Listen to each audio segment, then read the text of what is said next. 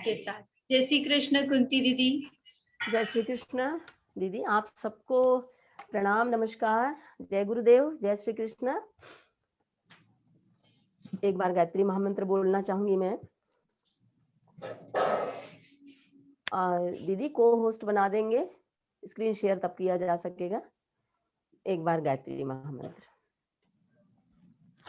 ओम भूर्भुवः स्वः तत्सवितुर्वरेण्यं भर्गो देवस्य धीमहि धियो यो नः प्रचोदयात्। ओम गुरुर्ब्रह्मा गुरुर्विष्णुः गुरुरेव महेश्वरः गुरुरेव साक्षात् परब्रह्म तस्मै श्री गुरवे नमः। अखण्डमण्डलाकारं व्याप्तं येन चराचरं तत्पदं दर्शितं येन तस्मै श्री गुरवे नमः।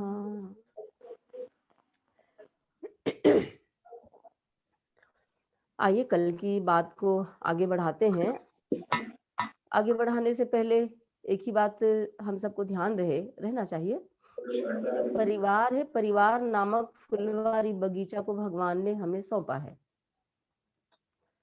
जैसे हम ऑफिस जाते हैं तो वहाँ की जिम्मेदारी को पूरी करते हैं या उसके साथ अपने आप को अटैच कर लेते हैं, उससे कई गुना ज़्यादा परिवार हमारे लिए इम्पोर्टेंट होता है। दीदी मुझे को होस्ट बनाइएगा, रानी दीदी। स्क्रीन शेयर कर पाऊंगी तब मैं। जी दीदी। को होस्ट बनाए मुझे आप, तो स्क्रीन हाँ शेयर कर पाऊंगी मैं। जी जी। मैं याद दिला रही थी कि परिवार हमें इतना ज़्यादा हमारे लिए महत्वपूर्ण है कि हमारी सारी जैविकी मानसिक सारी आवश्यकताओं को पूरा करती है, बल्कि मनुष्य को मनुष्य बनाने का काम परिवार में ही हो सकता है। आप इस बात से इनकार नहीं कर पाएंगे कि जिस बच्चे को जिसने जन्म लिया और परिवार में रहने का मौका नहीं मिलता या किसी भी कारण से उनके माता पिता नहीं रहते, कुछ अपवादों को छोड़ करके, तो उसकी परवरिश उस तरीके से नहीं हो पाती, उसके जीवन में बहुत बड़ी कमी रह जाती है। तो परिवार हमारे लिए बहुत इम्पोर्टेंट है।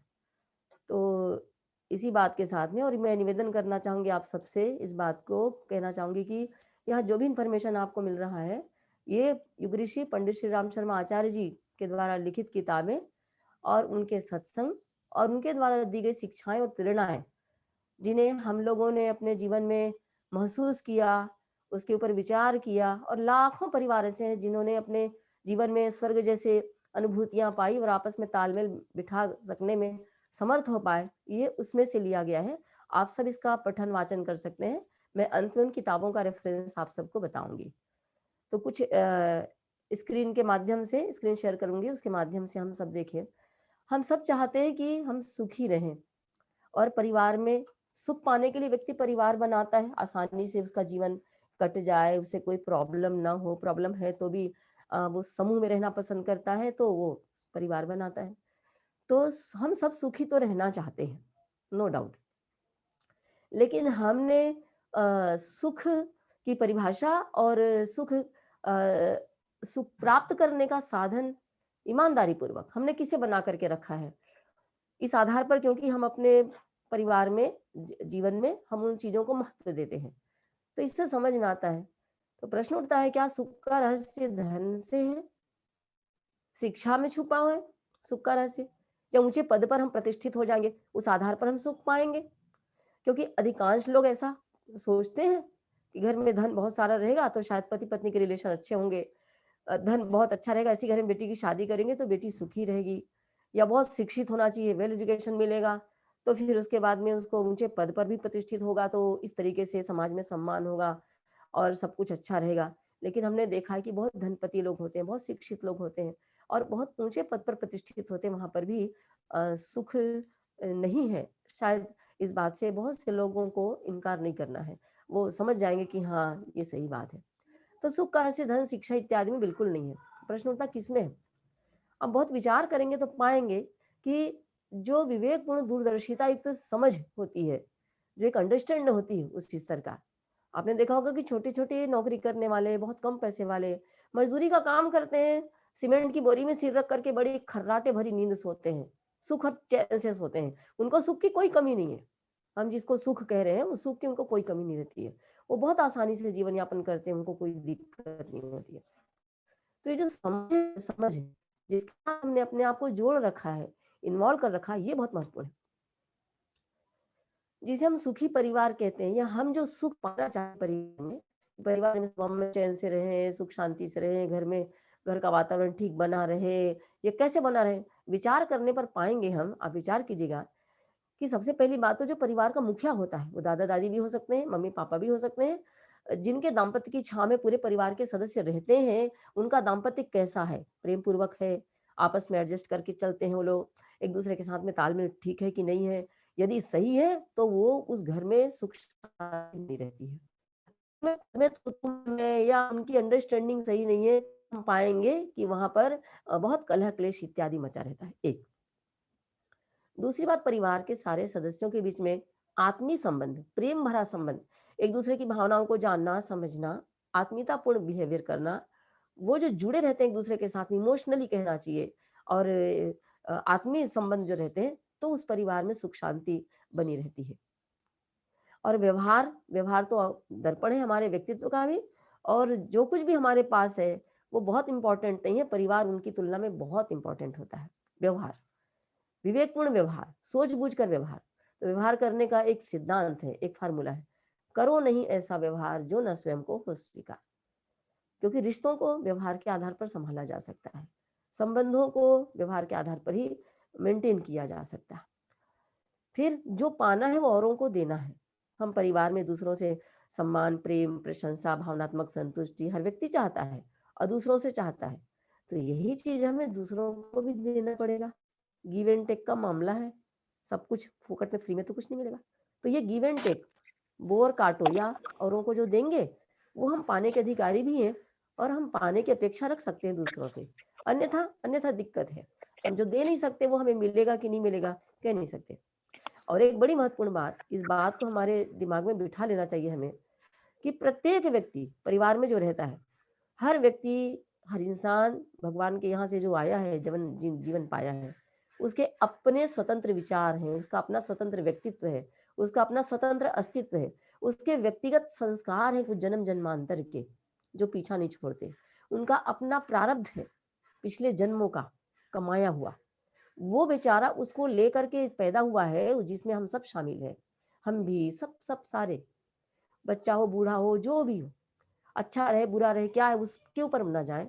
हर व्यक्ति स्वतंत्र विचारों वाला, स्वतंत्र अस्तित्व उसका है, उसके अपने संस्कार हैं, अपने प्रारब्ध हैं, जिसको लेकर के वो जन्म पाया है और वैसे ही वो रहेगा।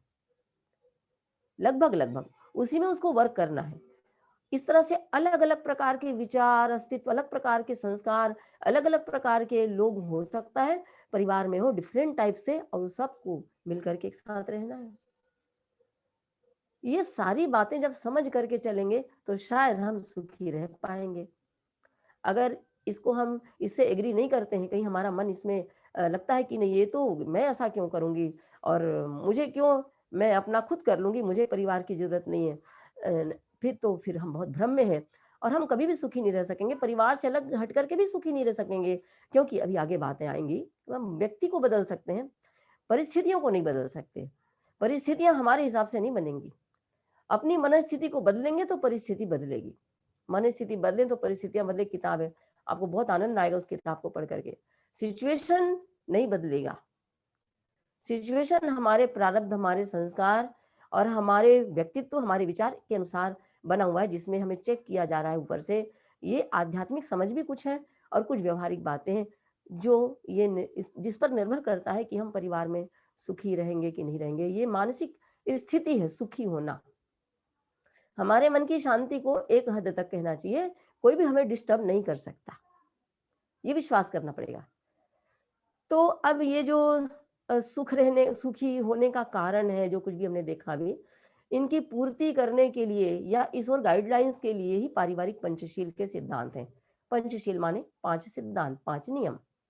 वो सिद्धांत कौन-कौन से हैं, जिसे हमें फॉलो करना सही रहेगा? एक है सुव्यवस्था, दूसरी है नियमितता, तीसरी है सहकारिता, चौथी है प्रगतिशीलता, पांचवी शालीनता। इनको क्रमशः थोड़ा समझते हैं, थोड़ा थोड़ा। सुव्यवस्था, अपने आप को, मतलब मेरे पास जो कुछ भी है, अपनी क्षमताओं को, व्यक्ति के पास जो योग्यता है, क्षमता है, परिवार में सबके पास में डिफरेंट डिफरेंट की प्रतिभा है, फिर परिवार में जो साधन है, जो जो कुछ भी हमारे पास सुख सुविधा के साधन भी हो सकते हैं, पैसा है, इन सबको सुनियोजित तरीके से, व्यवस्थित तरीके से लगाना, इसका उपयोग करना, ये होती है सुव्यवस्था। जैसे कि घर परिवार में वस्तु है, उनको स्वच्छ रखना, साफ सुथरा रखना, करीने से रख जमा करके रखना, जो जहाँ रहना चाहिए वहां रहे। किचन का सामान किचन में रहे, कपड़े कपड़े की जगह में रहे। कभी कभी ऐसा होता है, लाइट गोल हो गया, टॉर्च ढूंढ रहे मिल ही नहीं रहा है, कभी कोई किचन में मिल रहा है, किचन का सामान बेडरूम में मिल रहा है, ऐसा भी कभी हो जाता है। तो ये ना हो, और इसको व्यवस्थित तरीके से रखा जाए। जो भी दीदी वस्तु थोड़ी हमारे, आवाज, हाँ थोड़ी आवाज चाहिए थी, अच्छा, कम आ रही। जो भी वस्तुएं हैं, अब आई आवाज? हाँ जी दीदी। जो भी वस्तुएं हैं अपने पास में, उनको सुसज्जित तरीके से, क्रम से घर में रखना। जो हमारे साथी हैं या परिवार के सदस्य हैं, उनके पास जो भी प्रतिभा, क्षमता है, समय, उनको भी क्रमबद्ध रूप से, सिस्टमेटिक तरीके से काम में लगाना। तो व्यक्ति की प्रतिभा, योग्यता को भी, साधनों को भी, सुविधाओं को भी, उनको संभालना, उचित समय पर उचित कार्य में उचित मात्रा में समझ बूझ करके लगाना। जैसे पैसे हमारे पास में है, हमने उपार्जन किया, हमारे पास लाखों की कमाई है या हजारों की कमाई है, तो हम उसको व्यय कैसे करते हैं? आय और व्यय दोनों में संतुलन बिठाना, ये भी बहुत जरूरी है। तो ये सुसज्जा, स्वच्छता, सफाई और ये उपार्जन व्यय का संतुलन, ये सारी चीजें जो हैं वो सुव्यवस्था के अंतर्गत ही आती हैं। दूसरा हमने देखा नियमितता, जिसको हम रेगुलरिटी कहते हैं, नियमितता। हमारे पास दो चीजें हैं, एक है श्रम, एक है समय। श्रम और समय दोनों का आपस में कॉम्बिनेशन, एक समन्वय होना चाहिए। हमारे पास भगवान का दिया हुआ बहुत सारी संपदाएं होती हैं, और उन सारी संपदाओं में दिव्य संपदा है समय। भगवान ने सबको 24 घंटे का समय दिया है, किसी को अधिक, किसी को कम, किसी को भी नहीं। इस समय का सही सदुपयोग किया जाए, इसको श्रम के साथ जोड़ा जाए। हमारे पास श्रम करने की ताकत है, हम श्रम नामक क्षमता को कभी भी स्टोर करके नहीं रख सकते कि आज जो नहीं किया कल कर लेंगे, नहीं। हम जो कल करेंगे वो हमारी कल की क्षमता के अनुरूप रहेगा, आज के अनुरूप नहीं रहेगा। तो श्रम के साथ में उसको जोड़ें। श्रम से जी चुराना, व्यर्थ के कामों में समय को गुजारना, परिश्रम करने में अपना अपमान समझना कि मैं क्यों करूं, मैं क्यों काम करूं, मैं छोटा हो जाऊंगा काम करके, इस प्रकार से सोचना, तो उसमें अपमान अनुभव करना, ये गलत है। ये ऐसा करना बहुत सारे दुर्गुण को उत्पन्न करता है, पिछड़ेपन की निशानी है। और लोग जो गरीब हो जाते हैं, लाखों कमा करके भी घर में कुछ नहीं रहता, उसके पीछे भी यही कारण है। ये दरिद्रता की जननी है एक तरह से। तो हमें समझ में आना चाहिए, क्या हमारा अपना जो कार्य है, उस कार्य का हम जो भी कार्य करें, घर के भीतर एक बर्तन मांजने का काम भी हो, कपड़े धोने का काम भी है, चाहे, और चाहे पढ़ाई करने का काम है बच्चों की, चाहे भोजन बनाने का काम है, चाहे हमारे ऑफिस का काम है, जो भी होता है, विशेषतः घर का काम, तो कार्यों का हमारा स्तर जो है वो उत्कृष्ट होना चाहिए। पूरे मनोयोग लगा करके किया जाए, उसमें अपनी प्रतिष्ठा देखी जाए कि हाँ, मैं उत्कृष्ट तरीके से काम करूंगा। परिश्रम करने वाला कभी भी ना दरिद्र होता है और सम्मान भी पाता है, दुर्गुण दुर्व्यसन से भी मुक्त रहता है। खाली दिमाग शैतान का घर, इस बात को समझना है। निमित्ता के लिए प्रत्येक सदस्य क्या करे, तो घर में सारे सदस्यों के लिए एक व्यवस्थित दिनचर्या होनी चाहिए, टाइम टेबल बनाया जाए, प्रत्येक कार्य को परिश्रम के साथ में किया जाए, मनोयोग पूर्वक किया जाए, मन लगा के किया जाए। भार ढो करके अरे यार ये तो करना ही पड़ेगा, अब क्या करें, तो मजबूरी है, तो इसमें बात नहीं बनेगी। आवश्यकता अनुसार विश्राम भी करें, ऐसा नहीं कि काम काम काम यही सब, ये निमित्ता का मतलब ये नहीं होता। कोई भी काम हम अधूरा ना छोड़े, जिसका बीड़ा उठाया, जो हमारी जिम्मेदारी है उसको हम पूरा करें, उसको अपनी प्रतिष्ठा से जोड़ें। योग भी कहते हैं, क्या कहते हैं, योग कर्मसु कौशलम। पूरी अपनी क्षमता, अपनी योग्यता के साथ में जो काम जिम्मेदारी से पूरा करते हैं, पूरी कुशलता के साथ में करते हैं, तो उसी को योग कहा जाता है। अपने ऊपर हम स्वयं नियंत्रण रखें, आत्मानुशासन का अभ्यास करें, शरीर को श्रम और मन को उत्कृष्ट चिंतन, ये दो चीजें हैं, उसके साथ जोड़ करके रखें। अगर हम शरीर को श्रम के साथ नहीं जोड़ते हैं, वही आलस्य कहलाता है। यदि मन को हम उचित उत्कृष्ट चिंतन के साथ नहीं जोड़ते हैं, तो फिर ऐसी स्थिति में वही जो है वो प्रमाद कहलाता है। और ये आलस्य और प्रमाद जो होते हैं वो मनुष्य के इतने बड़े दुर्गुण होते हैं कि कई प्रकार की कष्ट कठिनाइयों में हमें डाल देते हैं और आपस में सब अनबन हो जाता है। तीसरी बात है सहकारिता, मिलजुल करके रहना, मिलजुल करके काम करना किसी काम को। प्रगति का मूल मंत्र कहा गया है ऋषियों के द्वारा, वो सहकारिता है, मिल करके काम करना। अकेले व्यक्ति जो काम करता है उसमें अलग अलग डिफरेंट टाइप से क्या काम होते हैं, लेकिन कुछ काम ऐसे होते हैं कि मिलजुल करके करने से उसका स्तर जो है वो काफी उन्नत हो जाता है। जब हम मिलकर के काम करते हैं तो हमें आनंद भी आता है, कार्य की उत्कृष्टता भी बढ़ जाती है। हमारे सदस्य हैं घर में, उनके पास जो ज्ञान है, जो कुशलता है, जो अनुभव है, उनका भी लाभ मिलता है, क्योंकि बड़े लोग जो हैं वो छोटों को सिखा देते हैं, छोटे लोग हैं उनको मिल उनसे सीखने का अवसर मिल जाता है।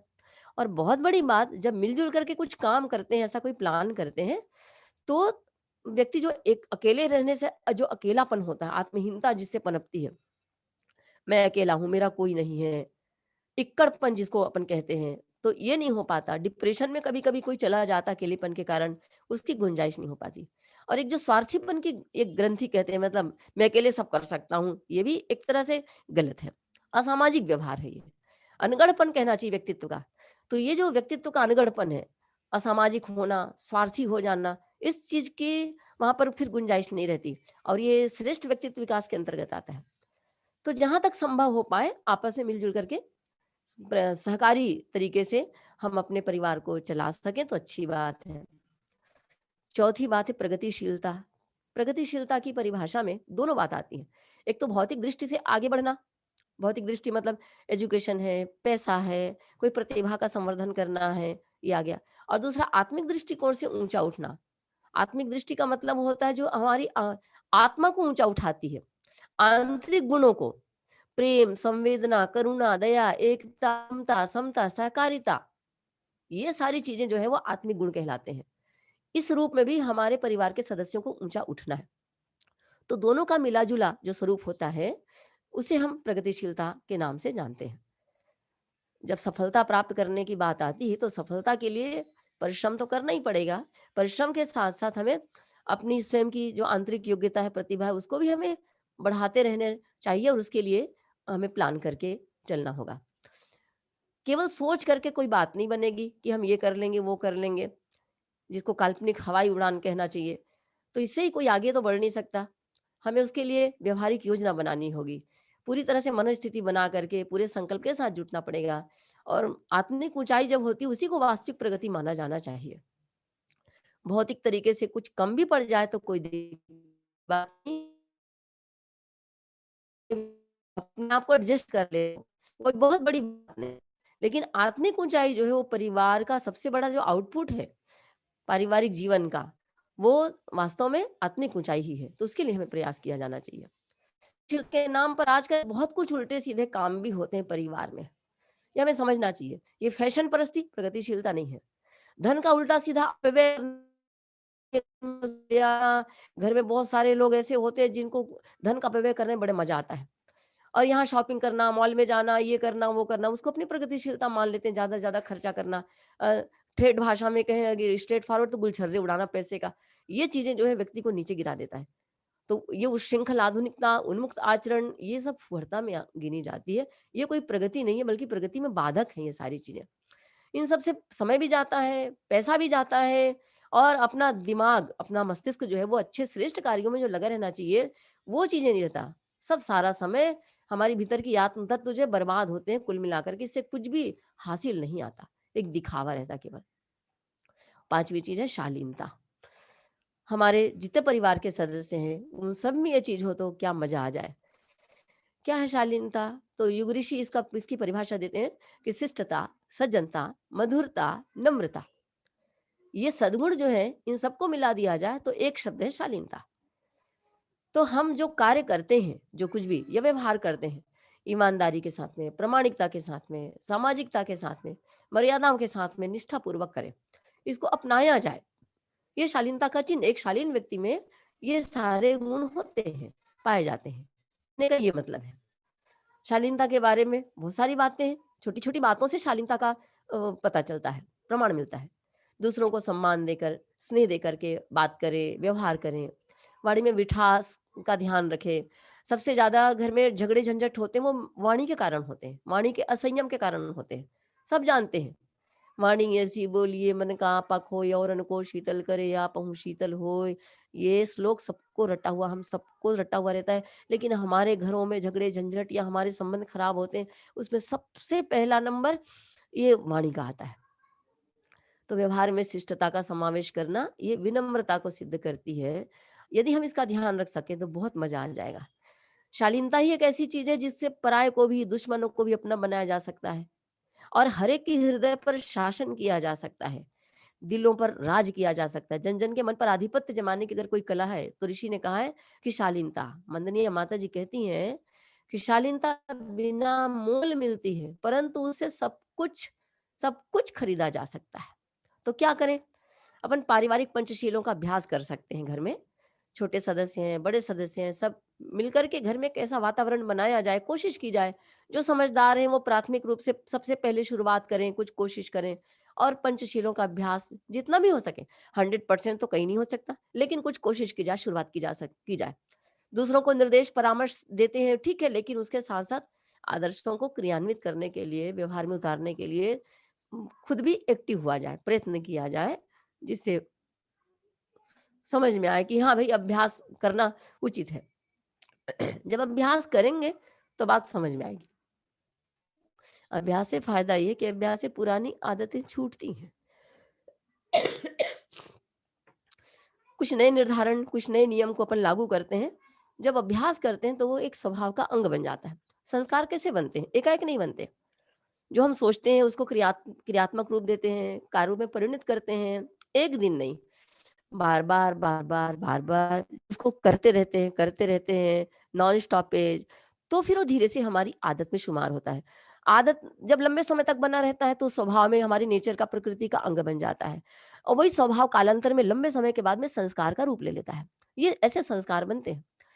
फिर संस्कार एक बार बन गए उसके बाद में फिर कोई दिक्कत नहीं है। तो ये बड़ों को सामने आना पड़ेगा, जो बच्चों को सिखाते हैं, हम स्वयं बड़े लोग भी उस पर अमल करें तो मजा आ जाए। तो ये 5 पंचशील थे, पंचशील। अब हम कुछ व्यवहार संबंधी बातें देखेंगे, जो हमारे घर परिवार में प्रतिदिन ये जो सिद्धांत थे, ये करना है।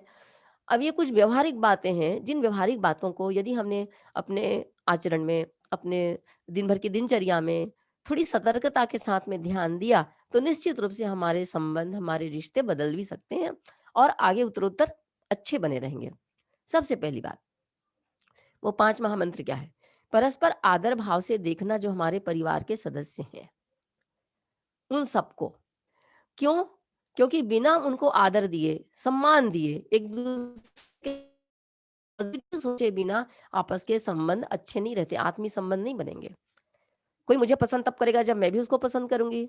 जब दोनों में आत्मीय संबंध रहेंगे, तो फिर कमजोरियाँ कम दिखेंगी और उनके गुण ज़्यादा दिखेंगे। तो परस्पर दोष को, कमजोरियों को नहीं, गुणों को ज़्यादा देखें।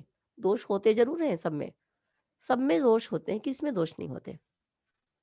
लेकिन हम पहले गुणों को देखें। किसी के दोषों को बोलने से पहले गुणों को देख करके गुणों की बात पहले कर दें, बाद में उनके दोषों की ओर उनको संकेत करें, यदि सुधारना है तो। सॉरी। परिवार के प्रत्येक सदस्य का घर पर पूरा अधिकार है, ये हमें समझना होगा। हर किसी का अधिकार है, चाहे वो कैसा भी है, क्योंकि वो पैदा वहीं हुआ है, आया वहीं है। बहू आई है तो शादी होके वहीं आई है। बच्चे ने जन्म लिया है तो वहीं जन्म लिया। क्यों लिया है? भगवान ने उसे भेजा है वहां पर, उसका अधिकार है। उसमें चाहे कितने भी दोष दुर्गुण क्यों न रहे, तो उसका घर पर तो पहली बात तो अधिकार है। हाँ, ये बात अलग है, परिवार के कुछ नियम है, अब उस नियम को फॉलो करें, आगे की बात है। तो घर पर चूंकि उनका पूरा अधिकार है, इसलिए वो सभी आदर और स्नेह के पात्र हैं। कभी कभी ऐसा होता है परिवार में कि किसी ने कुछ गलती की तो बहुत तीखी आलोचना करते थे हम। ये तीखी आलोचना जो होती है बहुत, कोई उसको स्वीकार नहीं कर पाता, उसे बहुत अपमान महसूस होता है और ऐसी स्थिति में फिर हमारी वाणी गड़बड़ा जाती है। वाणी का घाव कभी भी जीवन भर नहीं भरता। कहते हैं कि कुल्हाड़े से वन को अगर साफ कर दिया जाए तो भी बारिश होगी तो वहां से अंकुर निकल जाएंगे और फिर से वो वन हरा भरा हो जाएगा, पेड़ हरा भरा हो जाएगा। लेकिन वाणी का घाव कभी नहीं भरता। तो वाणी का प्रयोग करते समय संयम हम करें, सतर्कता थोड़ी बरतें, तो काफी कुछ संभल सकता है। तो ये परस्पर एक दूसरे के साथ में ये व्यवहार। दूसरी बात, भूल को स्वीकार करना, ये बहुत बड़ी बात है, बहुत बहुत बहुत बड़ी बात। गलतियां हम सब करते हैं, गलतियां करनी तो संसार में इंसान आया है, और मनुष्य गलती नहीं करेगा तो कौन गलती करेगा। गलतियां करना, भूल करना, फिर सुधारना, फिर प्रैक्टिस करना, फिर भूल करना, फिर सुधारना, यही तो प्रयोग है परिवार में। परिवार एक प्रयोगशाला है, परिवार एक व्यायामशाला है। कल ये बात आई थी, किस चीज की व्यायामशाला है, किस चीज की प्रयोगशाला है। गलतियां करना, सुधारना। हमारे स्वभाव में, व्यवहार में गलतियां रहती हैं, वाणी का प्रयोग हमें करना नहीं आता। एक बार गलत कर दिए, अब सॉरी कर लेंगे, दूसरी बार सुधार लेंगे। छोटी छोटी बातें होती, बहुत छोटी छोटी बातें होती। तो घर में विवाद करने के बजाय अगर हमसे कोई गलती हो गई, हमने उसको रियलाइज कर लिया और अपनी गलती को स्वीकार कर लिया, सॉरी कर लिया, तो इससे हमारा, कई बार ऐसा होता है कि ईगो उससे हर्ट होता है, हम जल्दी से सॉरी नहीं कर पाते, ये होता है ऐसा। लेकिन अगर सॉरी कर लिए तो इज्जत खराब नहीं होती। सॉरी कर लेने से सामने वाले के मन में हमारे प्रति प्रेम उपजता है, और हमारी प्रामाणिकता सिद्ध होती है कि व्यक्ति अपनी गलती को भी स्वीकारता है, और उनके मन में हमारे लिए एक सॉफ्ट कॉर्नर आ जाता है, ये भी होता है। तो भूल होने पर स्वीकार कर ले उसे हम, और क्षमा मांग ले, जीवन बहुत आसान हो जाएगा, और हमारे भीतर भी विनम्रता जैसे गुण पनपेंगे, और आत्मिक उन्नति का तो ये रामबाण औषधि है, भूल स्वीकार करना, सॉरी करना। भावनात्मक चोट अगर हमने किसी को दिया तो रिश्ते इससे बिगड़ते हैं, संबंध हमेशा के लिए टूट जाते हैं। इसलिए अगर हम सॉरी कर लेते हैं तो वो ज्यादा उचित है। कई लोग की आदत होती परिवार में हमारी कि चोरी और सीनाजोरी, जैसे कहते हैं, कहावत का नाम है चोरी और सीनाजोरी। मतलब हमने गलती भी कर ली, लेकिन गलती को स्वीकार कैसे करें, मैंने कहा, ऐसे कहा, नहीं नहीं नहीं नहीं, आपने गलत सुना होगा, भाई साहब ये मैंने नहीं कहा है, मैंने ऐसे किया ही नहीं है। ये जो चीज होती है वो फिर सामने वाले को बड़ी दिक्कत पैदा करता है। अगर वो सज्जन है तो भी दिक्कत होती है, और अगर दुर्जन है मान लीजिए, तो वो टिट फॉर टैट में आ जाता है। अच्छा, तुमने झूठ बोला, अच्छा अच्छा अच्छा अच्छा, आपने नहीं कहा, आपने नहीं किया, वो फिर आपसे बदला लेने की कोशिश करता है। फिर मन में जलन, ईर्ष्या, कुड़न बहुत बढ़ जाती है, और प्रतिशोध, ठीक है समय आने दो, बताऊंगा तुमको, इस प्रकार की बात आती है। तो अगर सॉरी कर लेते हैं तो सारी चीजों की गुंजाइश ही खत्म हो जाती है। परस्पर विरोध करना या अनबन जैसी स्थिति बन जाती है जब विवाद होता है, तो ऐसी स्थिति में उसका शीघ्र अंत कर देना चाहिए। बहुत लंबे समय तक संवादहीनता की स्थिति रहना, ये बहुत खराब बात है। कईयों के घर में पता चलता है कि लोग 20-20, 15-15 दिन, महीनों, बरसों बातें नहीं करते, आना जाना बंद, दूर दूर रहते हैं तो आना जाना बंद, वो तो ठीक है, एक ही घर में रह करके भी लोग बातचीत नहीं करते। ये फिर बड़ी गठान बन जाती है, और ये भीषण रूप ले लेता है। तो ये बहुत गलत चीज है। तो अपनी भूल को स्वीकार करना, और सामने वाले से कोई भूल हो गया तो उनको स्वीकार कर लें, जो जिस रूप में है उसको उस रूप में पहले तो स्वीकार करें, और उनको क्षमा भी कर दें। कोई क्षमा मांग रहा है तो मैं क्यों क्षमा करूंगा आपको, मैं क्षमा नहीं कर सकती आपको, ये चीज नहीं होना चाहिए। अन्यथा ये हमारे लिए जहर बन जाएगा, इससे परेशान हम ही होंगे, सामने वाला परेशान तो कम होगा, ये हमारे लिए बहुत तकलीफदेह बात हो जाएगी। तीसरी एक बात आती है, अक्सर ऐसा होता है कि हर व्यक्ति का चूंकि व्यक्तिगत विचार है, उनके अपने स्वयं के कुछ आकांक्षाएं हैं, इच्छाएं हैं, या कुछ उनकी समझ है कह लीजिए, और वो स्वीकार नहीं कर सकता परिवार की चीजों को, जो कुछ भी है, तो या कुछ आंतरिक मामले भी होते हैं। तो आंतरिक मामलों में जिसमें विशुद्ध रूप से व्यक्तिगत उनका मामला होता है, तो आंतरिक मामलों में उसको व्यक्तिगत स्वतंत्रता होनी चाहिए। एकदम से उसको एंक्रोचमेंट, अतिक्रमण ना करें एकदम से, ये तुमको करना ही पड़ेगा, तुमको रहना है तो तुमको मानना पड़ेगा, मतलब इस तरह की बात एकदम से ना हो जाए। आंतरिक मामलों में उनको, जैसे कोई किसी भगवान को मानता है, किसी इष्ट को मानता है, कोई अलग से मंत्र का जप कर रहा है, या कपड़ों के संबंध में कोई ऐसा है, तो एक सीमा तक तो कपड़ों के संबंध में आप देखिए, कुछ फूहड़ कपड़े होते हैं, कुछ बहुत खराब व्यवहार होते हैं, खराब तरीके के व्यवहार होते हैं, तो उनको तो परिवार के नियमों में ला करके उसको स्ट्रिक्टली मना किया जाए कि भाई देखो, ये हमारे पारिवारिक मर्यादा के अनुसार नहीं है, इस तरीके से। लेकिन नए जमाने के अनुरूप एक मर्यादा में रह करके कोई व्यवहार या कोई इस प्रकार की चीजें हैं, तो उनको स्वीकार किया भी जा सकता है। बहुत एकदम से खाने पीने के मामले में, जैसे किसी को कोई सब्जी पसंद नहीं है, अरे इसको तो सब्जी ये पसंद नहीं, इसको तो, ये तो राजा है, महाराजा, इसको तो एक से एक टेस्ट चाहिए, ऐसा वैसा चाहिए, रोजमर्रा की बात है, तब तो तकलीफदेह बात है ही। लेकिन उसको मध्यम मार्ग अपना करके उसको समझौता किया जा सकता है। तो आंतरिक मामले हैं जो एकदम से उसमें हस्तक्षेप ना किया जाए। अन्य सदस्य के जो विचार हैं उनके प्रति भी हम उदारता बरतें, खूब कट्टर ना रहें, और जहाँ तक हो सके इस प्रकार से गृह कलेश मचाने से बच जाए तो अच्छा है। कुछ बातें भेदभाव से संबंधित होती घर में बहुत ज़्यादा, खासकर बड़े लोगों के साथ में ये आरोप लगा दिए जाते हैं। ये भेदभाव करते हैं, 2 बहुओं के बीच में भेदभाव करते हैं, बड़ी को ज़्यादा चाहते हैं, छोटी को कम चाहते हैं। तो ये भेदभाव बड़े लोग बिल्कुल भी इस प्रकार से ना करें तो उनका परिवार एक होकर के रहता है। परिवार के सदस्यों से समानता बरती जाए, व्यवहार में समानता। कोई साधनों को उपलब्ध कराना है, मुहैया कराना है, उसके संबंध में भी इसी प्रकार से, क्योंकि हम किसी को ज़्यादा करेंगे, किसी को कम करेंगे, हमेशा के लिए हमारे प्रति उनके मन में जो एक सम्मान होना चाहिए, वो समाप्त हो जाएगा, वो नहीं रह पाएगा। खान-पान की सुविधा है, सुख-सुविधा की सुविधा है, इस प्रकार की व्यवहार में समानता बरती जाए, सबको एक जैसा उपलब्ध हो। एक जैसा का मतलब यहाँ पर ये लगाया जाना चाहिए पीछे, एक जैसा का मतलब ये लगाया जाना चाहिए कि आवश्यकता के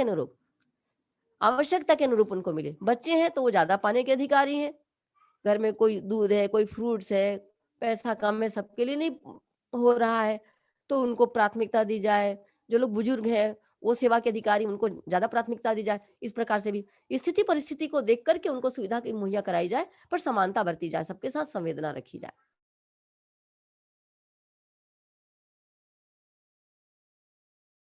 कुछ ना कुछ विवाद तो होते ही रहते हैं, होते ही हैं, क्योंकि वो तो प्रयोगशाला है ना।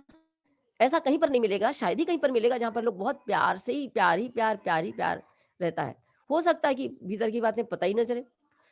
तो जब विवाद होता है तो बड़ों को क्या करना चाहिए? बिल्कुल न्याय नीति और सत्यता के पक्ष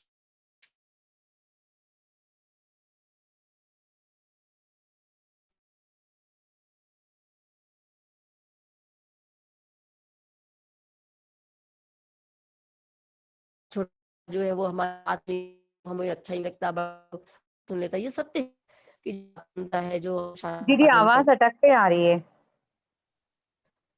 मुझे लगता है नेट दीदी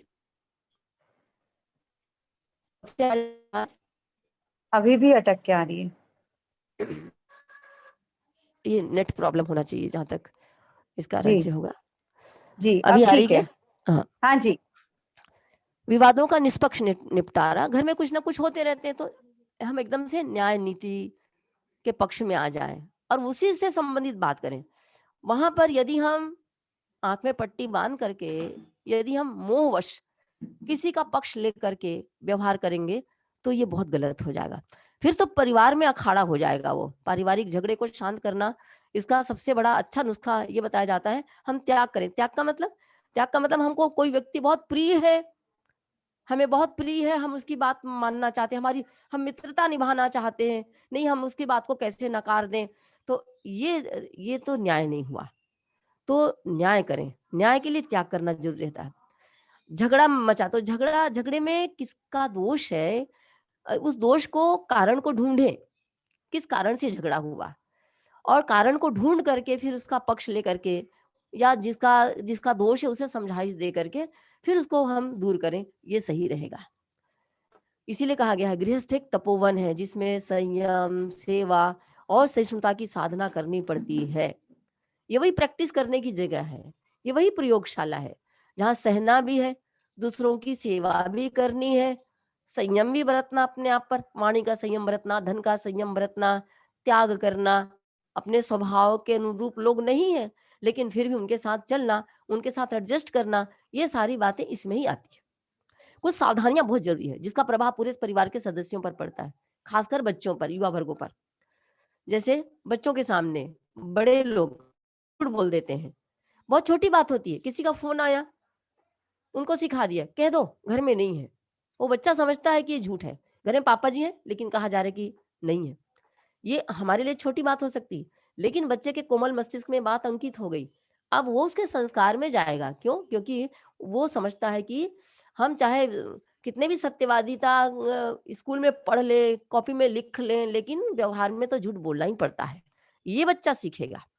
तो झूठ बोलना, झगड़ा करना, बच्चों के सामने ही गालियां देना, बच्चों के सामने तू मैं होना, आप शब्दों का प्रयोग करना एक दूसरे को, नशा करना, घर में नशा करके जो आ जाते हैं, बच्चों के सामने स्मोकिंग करना, ड्रिंकिंग करना या उस हालत में रहना, कोई अनैतिक काम करना, बच्चा जानता है घर में फोकट का मतलब 2 नंबर का पैसा आता है, गलत तरीके से कमाई जाती है, बच्चा पता चल गया उसको। जब उस बच्चे के सामने हम किसी की निंदा करते हैं, किसी की आलोचना करते हैं, भर्त्सना करते हैं, ऐसा-वैसा जो कुछ भी चलता है अनकॉन्शियसली हम करते रहते हैं, समझते हैं कि बच्चा कुछ ध्यान नहीं दे रहा होगा, लेकिन बच्चा सब चीज़ पर ध्यान देता है। बच्चे किशोर हैं, ये सब चीज़ें सीखते समझते हैं और ज़्यादातर वो परिवार से इसीलिए सीख लेते हैं, अपने से बड़ों से ही सीख लेते हैं। किशोर हो जाते हैं बच्चे तो उनमें परिवर्तन आने लगता है, वो विद्रोही हो जाता है, कुछ ऐसे मनोवैज्ञानिक उसमें परिवर्तन आते हैं, स्वभाव बदलता है, उसकी संगति पर नज़र रखनी चाहिए। बच्चे पर थोड़ा अनुशासन भी और थोड़ा प्यार भी, दोनों एक साथ 50-50 इस तरीके से उसके साथ ये व्यवहार करना अच्छा रहेगा। युवा है उनसे मित्रवत व्यवहार करना पड़ेगा। उनको परिवार के जो निर्णय लिए जाते हैं, योजनाएँ बनाई जाती हैं, उन्हें भागीदारी करने के लिए कहा जाए, तुम भी सोचो, बेटा तुम भी करो, तुम्हारा क्या राय है? इस तरह से। पारिवारिक जो कार्य होते हैं उन्हें ज़िम्मेदारियाँ उनको दी जाए, घर परिवार में जो काम होते हैं उसकी ज़िम्मेदारी दी जाए। देखो भई रोज़ सब्ज़ी लाना तुम्हारा काम है, तुमको सब्ज़ी लानी पड़ेगी, है ना? कितने सारे परिवार ऐसे हैं जहाँ पर बच्चों को कोई काम ही नहीं दिया जाता, काम सीखता ही नहीं बच्चा। लड़कियाँ लड़कियाँ यंग हो जाती हैं, खाना बनाना नहीं जानती हैं। जब बाहर जाती हैं वही बच्ची तो फिर वो होटल से मँगा करके खाती है। तो चाहे जो भी हो जाए, लड़के हों चाहे लड़कियाँ हों, सबको घर के छोटे-मोटे सब काम आने चाहिए। ये वही समय है, बाल्यावस्था, किशोरावस्था, युवावस्था, जिसमें उनको छोटे-छोटे कार्यों को प्रैक्टिकली उनको ज़िम्मेदारी दी जाती है, उनको सिखाया जाता है। मैं एक परिवार को ऐसा जानती हूँ, जहाँ पर लोग बाहर से जब एक साथ आते हैं, बाहर रहते थे, बड़े-बुजुर्ग लोग घर में रहते थे और सारे लोग बाहर रहते थे। ओकेजनली घर में आते थे। तो घर में जो बाई होती थी मतलब जो मेड सर्वेंट 2 होती थी, मेड सर्वेंट वहाँ पर होती है। एक बर्तन कपड़ा इत्यादि करने वाली और एक भोजन बनाने वाली। तो वो बहुएँ भी रहती थी, नाती-पोते सब रहते थे। तो वो उनकी छुट्टी कर देते थे बारी-बारी से। एक दिन भोजन बनाने वाली की छुट्टी कर देते थे और सब मिलके भोजन बनाते थे, सब काम करते थे। एक दिन काम वाली जो अपनी बर्तन मांजने वाली है सर्वेंट, उसकी छुट्टी कर देते थे। उस काम को करते थे। इस तरीके से मतलब उनको एक बहाना मिल जाता था। साथ-साथ कुछ काम करना, बातें करना। आजकल का ट्रेंड बिगड़ गया है। साथ-साथ क्या करेंगे तो टीवी देखेंगे, साथ-साथ तो होटल जाएँगे, होटलिंग करेंगे। होटल में जाकर के और पिक्चर मूवी देखेंगे, उसमें साथ-साथ बैठेंगे। ये पूरा ट्रेंड हमारा जो ये बन गया, ये बहुत सारे दोषों को हमें पैदा कर दिया, हमारे परिवार में दूरी बना दिया, गलत संस्कार भी डाल दिए।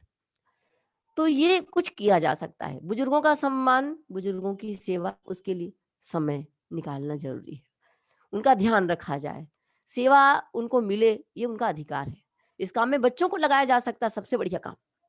बच्चे उनका पैर दबाएँ, सिर दबाएँ, उनके पास पूछें, दादाजी कहानी बताइए, ऐसा-वैसा, ये तब होगा जब बड़े लोग उनसे ऐसा व्यवहार करेंगे, मम्मी-पापा। तो ये अभी भी बहुत सारे परिवार में ऐसा होता है और होना चाहिए, लेकिन जहाँ पर नहीं है, वहाँ पर बच्चों को इस प्रकार से उनका सामाजिकरण करने का ये श्रेष्ठ साधन है। फिर एक बात आती है कि परिवार में जितने भी तनाव होते हैं, उन तनावों से बचा जा सकता है क्या? कुछ दृष्टिकोण है, आध्यात्मिक दृष्टिकोण, अगर हम ये अपनाएँ, तो हम बहुत सारे तनाव से बच सकते हैं, बहुत सारे तू-तू, मैं-मैं से बच सकते हैं। या हमें जो डिप्रेशन, टेंशन होता है, हमें जो असंतोष हर समय रहता है, हम उससे बच सकते हैं। सबसे पहली बात, आध्यात्मिक जीवन शैली अपनाकर। हमारी जो जीवन शैली में जो भौतिकवादिता आ गई है, भोगवादिता आ गई है, व्यक्तिवादी जीवन और विचार आ गए हैं, उनमें थोड़ा फेर-बदल करके हम आध्यात्मिक दृष्टि अपनाएँ और आध्यात्मिक जीवन शैली अपनाएँ। आध्यात्मिक जीवन शैली का मतलब होता है, जैसे कल बहुत सारी बातें हुई थी, अनुशासन के अंतर्गत, जो हमारे पुरातन संस्कृति का अंग है, हम यथासंभव उसको फ़ॉलो करें। सवेरे किताबें पढ़ना और घर में अध्याय करना, अच्छी किताबें पढ़ना इसी के अंतर्गत आता है। ये शाम सवेरे दिया बत्ती लगाना, घर में एक स्पिरिचुअल एक वातावरण बनता है, आध्यात्मिक वातावरण बनाना, इस प्रकार से एक तो ये और इसके साथ में दूसरा विचार संबंधी जीवन शैली क्या है? ये तो क्रियाएँ हुई। उदारता, संवेदना, प्रेम, दूसरों को सहना, ये जितना हमने पीछे देखा है, वो आध्यात्मिकता के अंतर्गत भी आती है, काफ़ी कुछ उसमें। तो हम ये फेर-बदल थोड़ा करें। दूसरी बात, हम जो भी कार्य करते हैं, ज़िम्मेदारी जो निभा रहे हैं, उसको मात्र और मात्र कर्तव्य बोध से हम हर कार्य को करें। और अपने अतिरिक्त जैसे हमारा किसी के ऊपर कोई ऐसा अधिकार नहीं है कि उनकी हमारे ऊपर हमारा उनके ऊपर कोई हमने ठप्पा लगा करके रखा है साहब, कि उनके नाम से हमने कोई रजिस्ट्रेशन करा लिया कि तुम मेरी पत्नी हो तो तुम मेरी हो, केवल तुम मेरे बेटे हो मतलब तुम मेरे बेटे हो।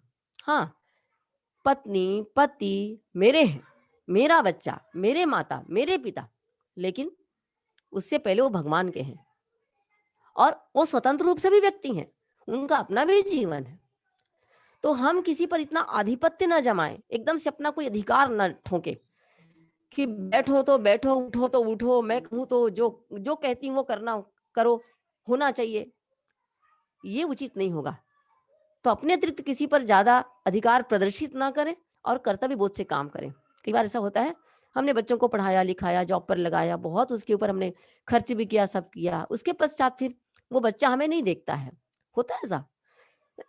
ऐसे बहुत सारी घटनाएं घटती है। फिर हमारा मन बहुत दुखी हो जाता है, देखो मैंने क्या सोचा था और क्या किया, क्या इसी दिन के लिए मैंने पैदा किया था। तो यहाँ पर कर्तव्य बोध वाली बात आ जानी चाहिए। मैंने अपनी जिम्मेदारी निभाई, अब उसको भी अपनी जिम्मेदारी निभानी चाहिए, लेकिन वो अपनी जिम्मेदारी नहीं निभा रहा है तो मेरा वश उसके ऊपर तो नहीं है, मेरा वश अपने ऊपर है। तो मैंने अपनी जिम्मेदारी तो निभाई, अब बस इसके बाद में जब वो अपना काम नहीं कर रहा है, अपनी जिम्मेदारी को नहीं समझ रहा है, तो मुझे बहुत ज्यादा इसमें आक्रोश नहीं होना चाहिए या मुझे क्रोध या हिंसा की भावना नहीं आनी चाहिए। फिर यहाँ पर इसी सूत्र को लागू करने की जरूरत है। हम सब अपने कर्तव्यों का पालन करने के लिए सबसे पहली बात है, और वो हमारी जिम्मेदारी है, हम अपनी भावना को शुद्ध रख करके अपनी जिम्मेदारी को पूरा करते हैं। ये आध्यात्मिक सोच है। सामंजस्यपूर्ण जीवन शैली अपनाना मतलब एक दूसरे के साथ में एडजस्ट करना। महर्षि अरविंद ने भी कहा है, परम पूज्य गुरुदेव पंडित श्री राम शर्मा आचार्य जी ने भी यही कहा है, दुनिया की तमाम सारी समस्याएं, जितनी भी समस्याएं हैं, वो सारी समस्याओं का एक जड़ में एक कारण है, वो है सामंजस्य का अभाव, एडजस्ट ना कर पाना। तो ये अनुकूलन करना, एडजस्ट कर, ये जो जीवन में जीवन शैली है, विचार शैली है, यदि इसको अपना लिया जाए तो काफी कुछ हमारी समस्याएं सुलझ सकती हैं। और रिश्ते का आध्यात्मिक कारण समझा जाए। कल भी इसके संबंध में एक प्रश्न आया था, तो प्रश्न के आधार पर ये मैंने प्रयास किया था। ये निश्चित है, हम इस दुनिया में आए हैं, संसार में इंसान आता है, वास्तव में करता क्या है, हम कार्य करते हैं। देखिए कैसे होता है, रिश्तों का जाल कैसे बनता है बताते हैं। ये आध्यात्मिक पक्ष है। ये हम जो भी कार्य करते हैं यहाँ पर, हम किसी न किसी अपेक्षा के साथ करते हैं। अभी जैसे बात हुई, अपने बच्चे के लिए हमने किया, बच्चे के लिए भी किया, माता पिता के लिए भी किया, तो कुछ ना कुछ अपेक्षा उसके पीछे रहती है कि मैंने ये किया तो बदले में मुझे ये मिलना चाहिए।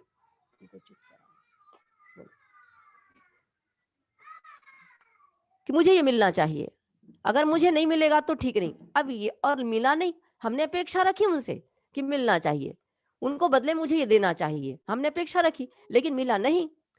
तो नहीं मिला, यही बातें हमारे अंतस्मन में रह जाती है। अपने परिवार के प्रति भी, रिश्तों के प्रति भी, ऑफिस में भी, फ्रेंड्स के प्रति भी, संसार में जितने भी हमारे व्यवहार होते हैं उसमें ये होते हैं। तो हम संसार में क्या करते हैं, यहाँ दुनिया में, या तो किसी को कुछ देते हैं या किसी से कुछ लेते हैं। देना और लेना, ये दो मुख्य बातें रहती हैं। अब इस देने और लेने के क्रम में काफी कुछ जो पेंडिंग रह जाता है हमारा, हमने दिया लेकिन लिया नहीं, या हमने लिया लेकिन बदले में दिया नहीं, तो सामने वाले को भी हमसे अपेक्षा रह गई और हमें भी उनसे अपेक्षा रहेगी। अब ये जो दिया और लिया, तो वो जो पेंडिंग में है उसको चुकाने के लिए अगले जन्म में फिर हम आते हैं, और आ करके उसी प्रकार से हमारा पूरा सर्कल बनता है।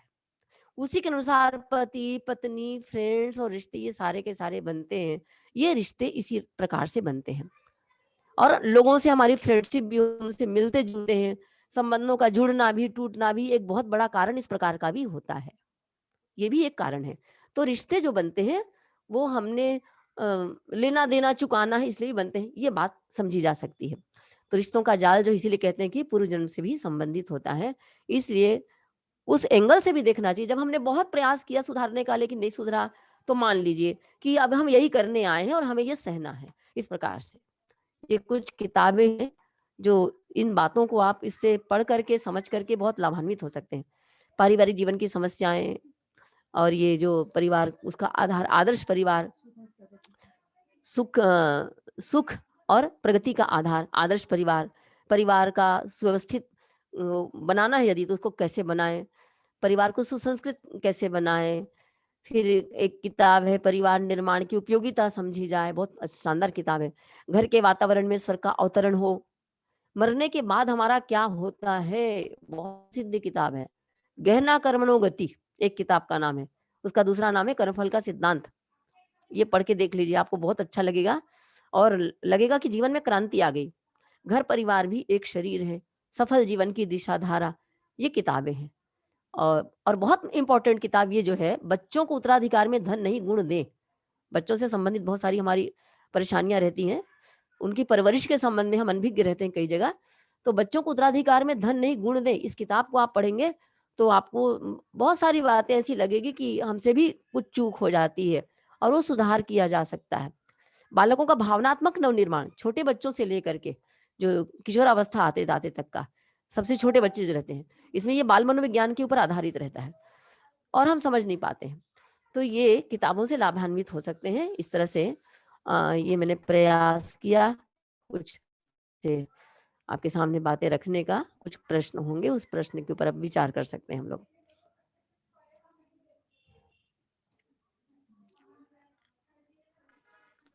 विभूजन कृपया अपने प्रश्न निसंकोच दीदी के सामने रखें। सब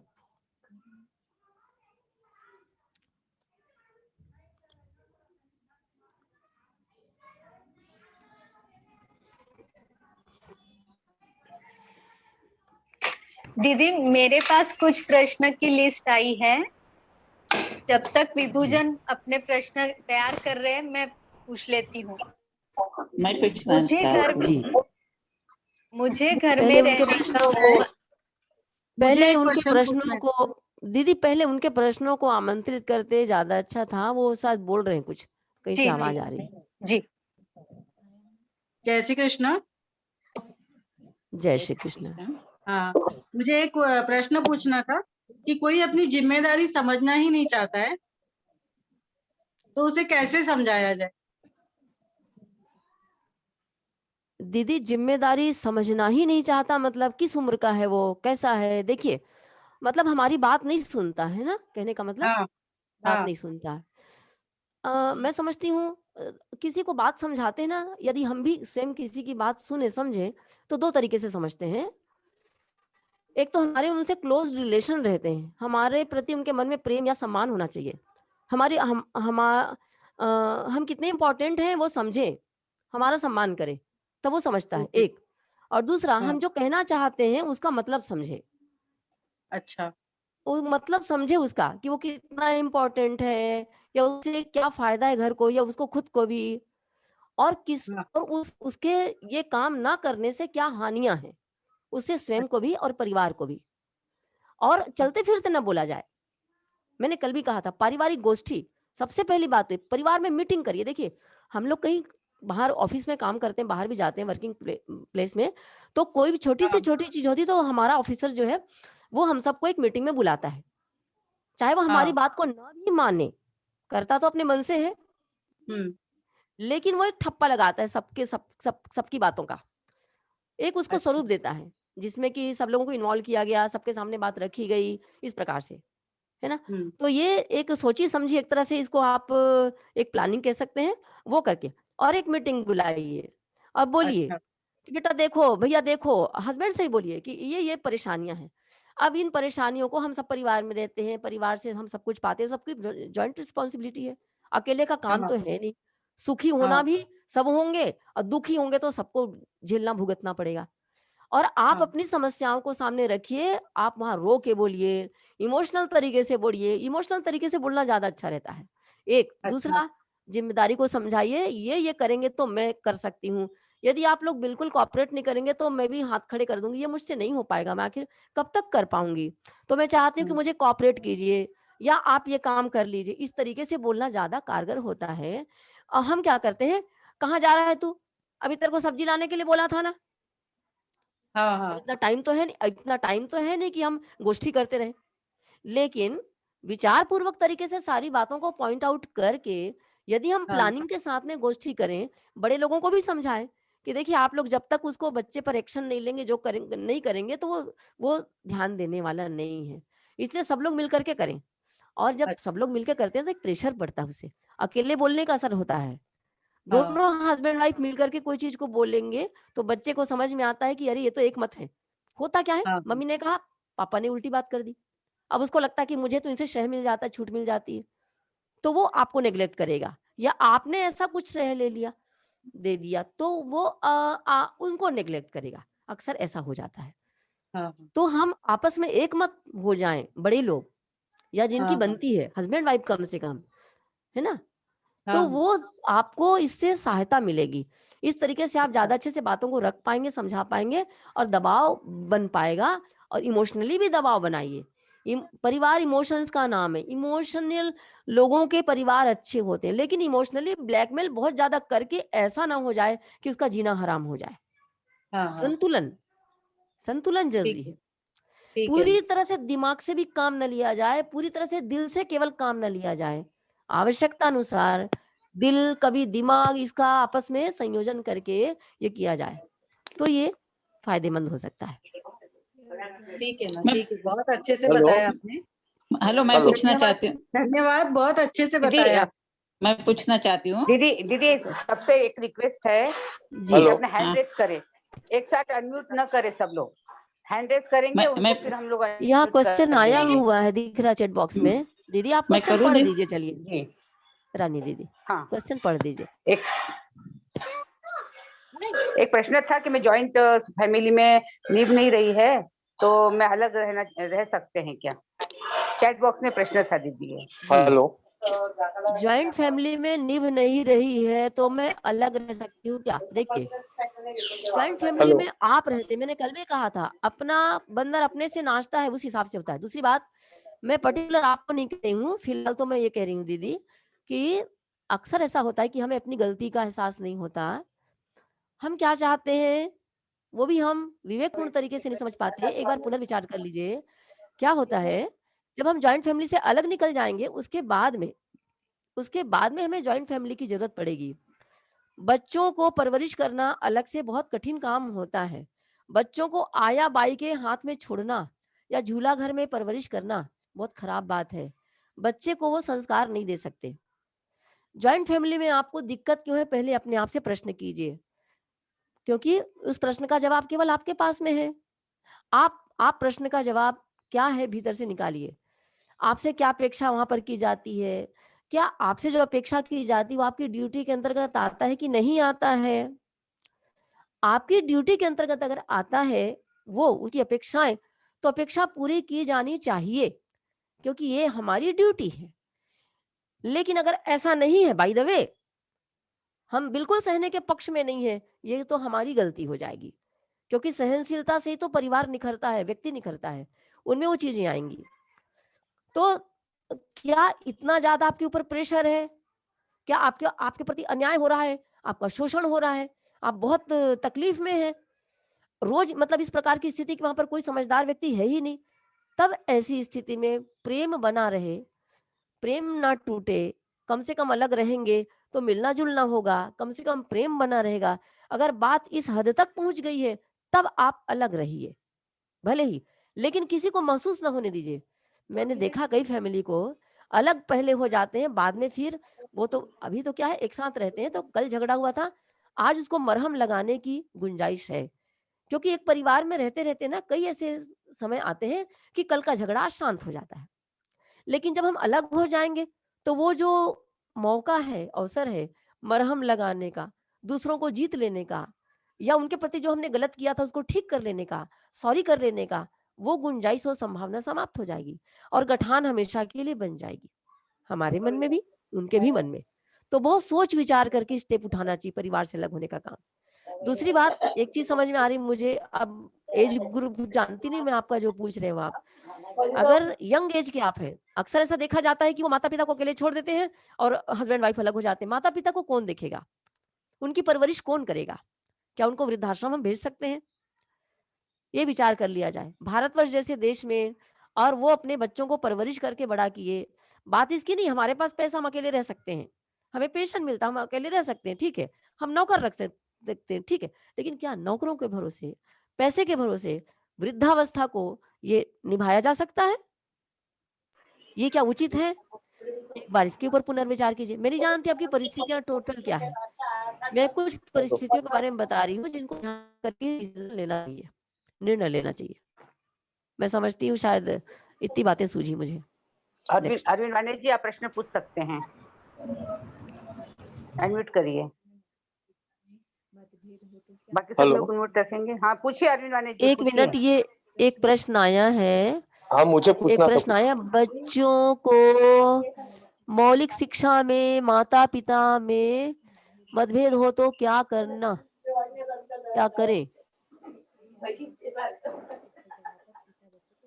हाँ, बच्चों को मना, अच्छा ठीक है ठीक है, यही बात अभी आई थी ना, वही बात है।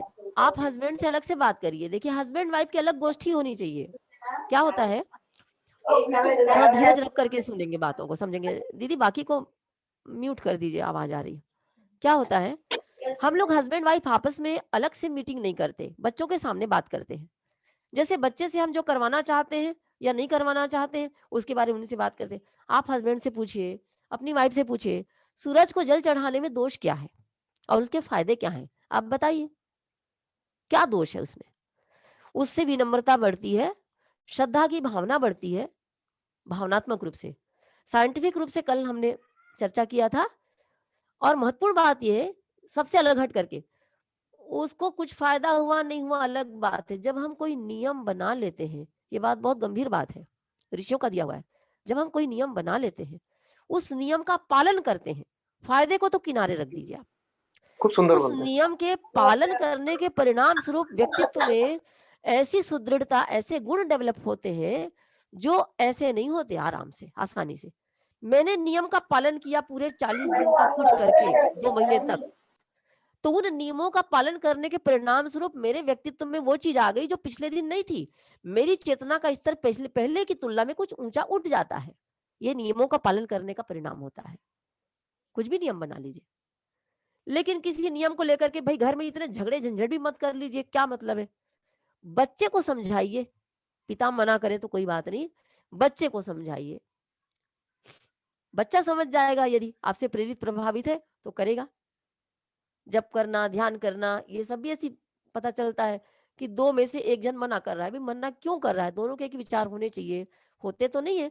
तो आपस में ऐसी मीटिंग की जाए, एक दूसरे से वाकिफ कराया जाए।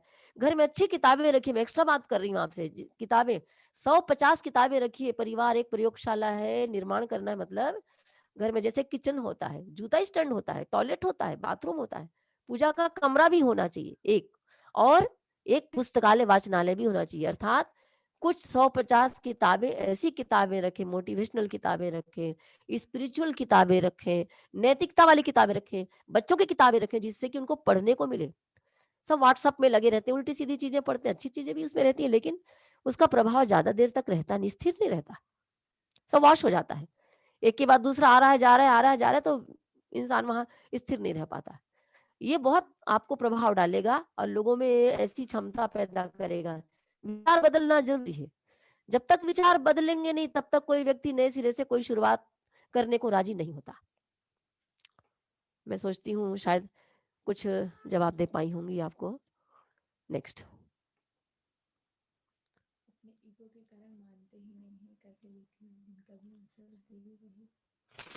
अरविंद सर, आप मानते ही पूछिए, आप नहीं है। पूछना चाह रहे थे। हाँ, अपने ईगो के कारण मानते ही नहीं है। आप बता रहे हैं वेट कीजिए, वेट एंड सी। और मैं कहती हूँ आप तपस्या कीजिए। कैसी तपस्या? प्रतिदिन गायत्री महामंत्र का जप कीजिए। मैं वही बातें कहूंगी जो हम लोगों को सिखाया गया और हमने जो पाया, जीवन का जो अनुभव है। घर के वातावरण को आध्यात्मिक बनाइए, कल यही बात हुई थी। आप कीजिए, आप स्वयं कीजिए, करते रहिए लंबे समय तक। घर के वातावरण में पॉजिटिविटी लाइए, उनके चिंतन में पॉजिटिविटी आएगी। जब आप स्वयं इस प्रकार का की क्रियाकलाप करेंगे तो इसका प्रभाव देर सवेर पड़ेगा। बलिवेश कीजिए प्रतिदिन। मैं कहूंगी विचारों को अगर परिवर्तित करना परिवार में, तो एक गायत्री मंत्र का जप या आपका जो गुरु नाम भगवान नाम होगा, जो भी होगा, उसका जप करना, ध्यान करना, मेडिटेशन करना और बलिवेश करके भोजन को प्रसाद बना करके खिलाना। यह आध्यात्मिक उपाय है। ये हमने सैकड़ों परिवार देखा है। निश्चित रूप से उसका प्रभाव पड़ता है। करके देखिए। Next. Arvind sir please unmute कीजिए।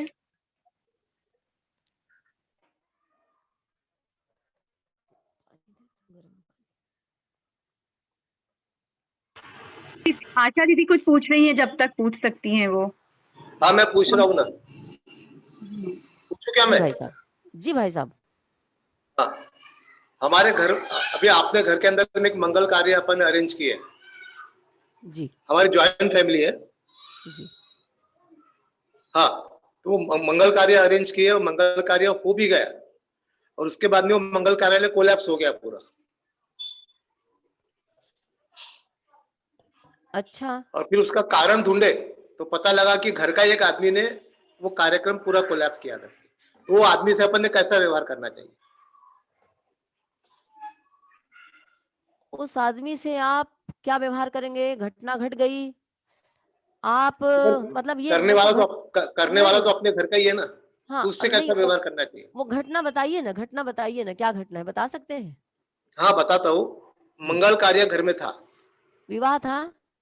मंगल कार्य घर में अरेंज किए, मंगल कार्य हो भी गया, जी उसके बाद में वो कार्य टूट गया जी और बाद में फिर हमने खोजबीन किए तो वो कार्य तोड़ने वाला घर का ही था, घर का ही भेदी, उसने गलत सलत न्यूज देके वो कार्य तोड़वाया। तो वो आदमी से अपने कैसा व्यवहार करना चाहिए?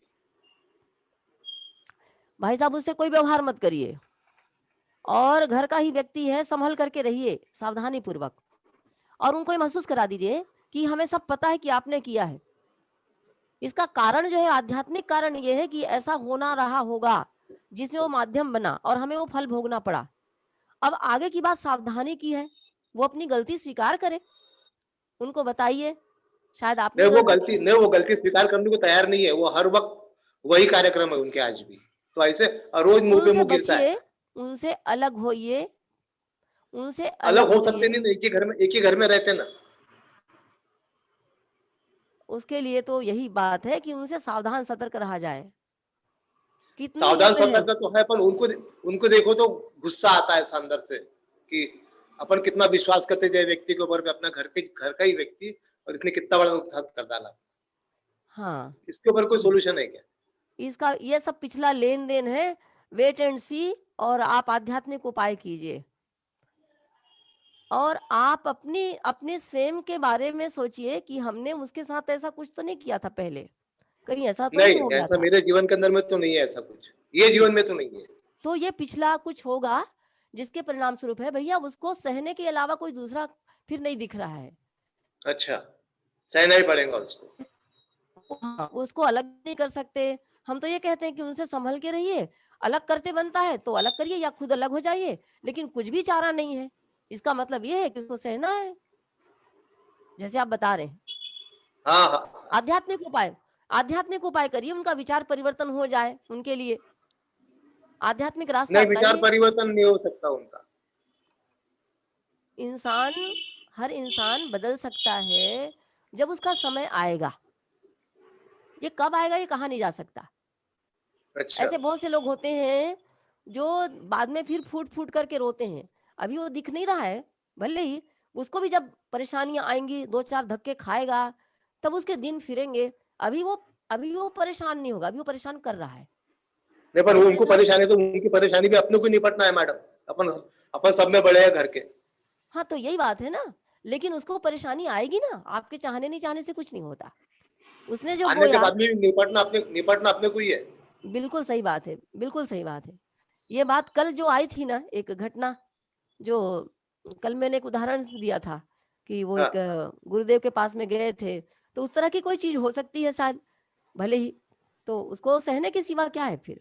आप सही है, उसको भगवान से प्रार्थना कीजिए अपने लिए, जो हो गया सो हो गया, इस तरीके से। नेक्स्ट पर वो क्वेश्चन। व्यक्ति से अपना व्यवहार जो है वो अपने को अच्छा ही रखना पड़ेगा। कोशिश कीजिए, संभल के रहिए, लेकिन संभल के हाँ, रहिए, संभल के तो रहना पड़ेगा आपको। संभल के रहिए और कोशिश कीजिए। मतलब अपने भीतर की शांति भंग नहीं होनी चाहिए, अन्यथा क्या होगा, हमारे भीतर में बदले की भावना से अगर हमने उसके साथ ट्रीट किया तो दोबारा फिर फंसेंगे हम कर्म के बंधन में। नहीं, अभी बदले तो की भावना हमारा, से ट्रीट नहीं कर रहा मैं अभी उनको। हाँ बदले की अभी भावना से ट्रीट हमारा, कर ही नहीं रहा। हाँ हमारा जो पिछला बैलेंस है उसके परिणाम स्वरूप स्थिति आई है, ये पक्की बात है। अच्छा अब हम उसको अच्छा स्वीकार कर लें, अगर हम उसको उस अच्छा तरीके से स्वीकार करके उसको समाप्त कर देते हैं, तो हाँ अगले हाँ पचड़े में नहीं पड़ेंगे। लेकिन अगर हम फिर से नया कुछ सोचते हैं उसके बदले में, तो हम फिर से एक नया कर्म बंधन में बंध जाएँगे। वो फिर लंबा नहीं चलेगा। नहीं, माफ तो कर दिया अपन ने, वो प्रॉब्लम नहीं, हमने माफ हाँ, भी कर दिया, बस कोई बदला भी लेना बस है। आपके वश में इतना ही है। आपके वश में ठीक है इतना ही है। ठीक है ठीक है, थैंक यू। धन्यवाद। धन्यवाद। आशा जी प्लीज अनम्यूट कीजिए।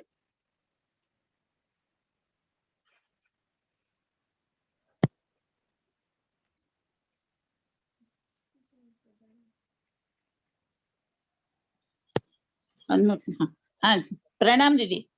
जी, प्रणाम प्र- दीदी। जी, दीदी बोलिए। मैं गायत्री परिवार से ही हूँ और मेरी एक सहेली का प्रॉब्लम है। वो करीबन 65 साल की है, उसका बेटा 45 साल का है। तो करीबन 14 साल हुए दीदी, एक घर में जॉइंट फैमिली में रहने के बावजूद बेटा 14 साल से बात नहीं करता। सब कर ली उसने, रोजाना हवन भी करती है वो गायत्री का, सब कर ली, मगर वो बेटा बाकी सब करता है। उसकी दवाई पानी है, कहीं जाना आना है, कुछ और भी प्रॉब्लम है वो सब करता है, सिर्फ बात नहीं करता। वो बात उसको बहुत कचोटती है, बहुत रोती है वो। जी। वो अपनी अलग दुनिया बनाए। 65 साल उसमें की तो है। उसने तो बना लिया, 65 साल की है। नहीं, अपनी घर दुनिया के अलग से तो बनाए, कहने का रिटायर। मतलब दीदी, कुछ चीज़ें ऐसी होती है, हम्म। कुछ चीज़ें नहीं, मतलब अधिकांश चीज़ ऐसी होती है, स्वीकार करना पड़ेगा। कहाँ जाएँगे? स्वीकार बात कर नहीं ली करते उसने, हैं। स्वीकार भी कर ली, स्वीकार भी कर ली उसने, रोजाना हवन भी करती है और गुरु कार्य में जुड़ गई है वो। और वो बात नहीं कर, बहुत बार कोशिश की मगर नहीं जम रहा वो, तो बात करना छोड़ दी, मगर फिर भी अंदर से दिल कचोटता है। वो वो किस लिए बात चाहती है नहीं कि वो करते हैं? कभी पता नहीं, छोटी इसलिए मोटी बात हो गई होगी बोले पहले 14 साल पहले, तो अभी तक उसके दिल में वो सामने रहा तो भी सबसे बात करेगा, उससे नहीं करेगा। सब प्रोग्राम में वगैरह इतनी याद नहीं करता खुद के मम्मी को। नहीं, उसको पूछा नहीं जा सकता? पूछा नहीं जा सकता? वो किसी को बात ही कर मध्यस्थ बना। ब, बात ही करने को तैयार नहीं है। वो बात करना चाहिए, एक बार बोले बोले राखी के दिन सबको राखी बांधी, तो बोले मैनुअली बोले उसको क्या अल्लाह बोले आप तुमको भी बांध देती हो, तो उठ के चला गया वो।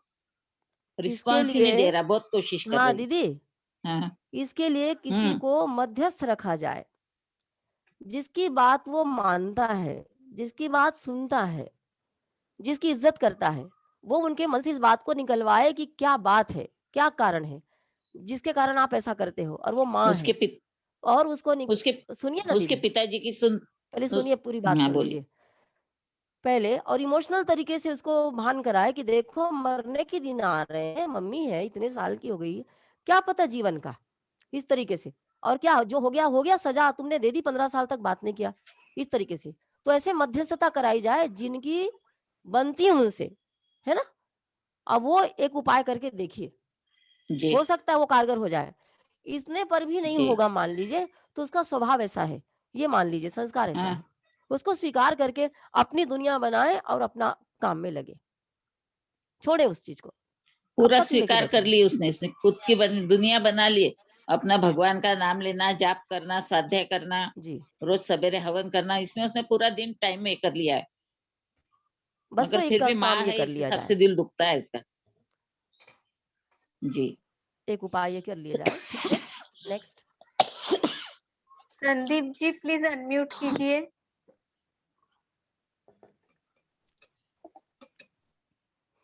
हेलो। जी भाई साहब।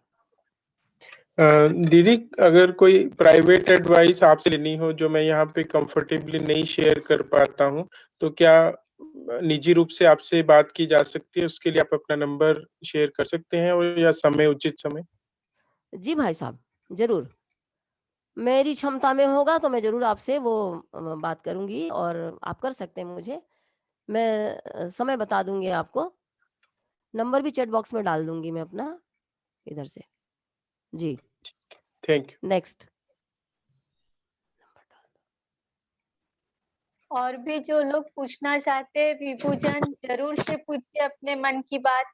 हाँ जी आशा पुजारी जी कहिए। सास बहू का है, एक मेरी फ्रेंड है, सास को वो बहू बहुत ज्यादा उल्टा पुल्टा बोलती है, उनका खाना पीना सब निकालती है और मतलब बहुत ज्यादा परेशान करती है सास को। और सास कहीं जा भी नहीं सकती है और वहीं रहना है उनको। विडो है सास, बहू बहुत परेशान करती है उनको। सास हेलो। को बहू परेशान करती है? हाँ सास को बहू परेशान करती है? हाँ, अच्छा अच्छा अच्छा। सास विडो है तो जी। तो वो कहीं जा भी नहीं सकती है बाहर, पर वो बहू बहुत यानी बहुत बोलती है, कुछ भी जो नहीं बोलना चाहिए वैसा सब कुछ बोलती है। बस पिछले जन्मों का लेना देना है, बन के आ गई है वो। मैं एक आपको उदाहरण बता रही हूँ, आप सोचेंगे सब जगह ही फंडा लगाते हैं, यही फंडा ही लगता है। मैं एक उदाहरण बता रही हूँ विश्वास के लिए आपके। हाँ हाँ। एक हस्बैंड वाइफ है, उनकी सासू माँ है। सासू माँ जो है बहू को ऐसी करती है, वो हस्बैंड वाइफ को मिलने नहीं देती, हस्बैंड वाइफ की हाँ, सेटिंग नहीं होने देती, और बहू बहुत परेशान है। तो उसने पूछा क्या कारण, ये पास्ट लाइफ रिग्रेशन के अंतर्गत घटना घटी है, वो बता रहे। तो देखा पिछले अच्छा जन्म में क्या था, वो जो सासू माँ है अभी, वो पिछले जन्म में उनकी मेड सर्वेंट थी, वही हस्बैंड वाइफ पिछले बार भी थे, अच्छा। वो उनकी मेड सर्वेंट थी। सॉरी, हाँ वो मेड सर्वेंट थी। और ये जिनके यहाँ मेड सर्वेंट थी, उनके यहाँ ये जो बच्चा था ना, ये जो उसका हस्बैंड था, वो बच्चा था, और हाँ। ये उसकी मालकिन थी। ये हम्म, मालकिन थी, मेड सर्वेंट को बहुत सताती थी, टॉर्चर करती थी। और ये हस्बैंड उसका स्वयं का बच्चा था, उससे उस मेड सर्वेंट को बड़ा प्यार था, प्रेम था, खूब उसको संभालती थी। अगले जन्म में अब आ करके वो जो माँ और बेटा थे, वो हो गए हस्बैंड वाइफ, और वो आ गई मेड सर्वेंट जो है वो उसकी सासू माँ बन के, मतलब बच्चा उसकी कोख से जन्म ले लिया। अब वो बदला हाँ। निकाल रही है, अच्छा। ये बताया गया। आप हाँ विश्वास भले ना करें, ये विश्वास करना पड़ता है। हाँ, तो उपाय तो क्या कर सकते? है ना, तो अब क्या करें, ये है कि हम माफी मांगे मन ही मन की हमने इस जन्म में नहीं तो किसी जन्म में तो कुछ किया होगा, निश्चित रूप से ये विश्वास करना पड़ता है।